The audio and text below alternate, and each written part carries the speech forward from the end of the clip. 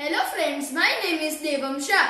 Today I have made a driverless car and a color sorter for the theme Industrial Automation.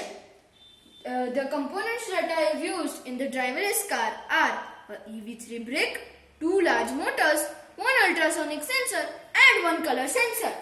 The components that I have used in the color sorter are 1 EV3 brick, 1 large motor, 1 medium motor and 1 color sensor.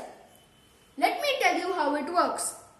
First, the color sorter will sort these two colors.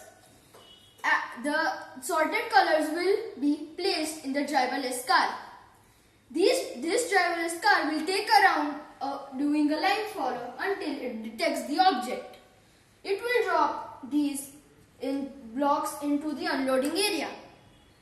These kinds of machines are used in factories, industries and many more.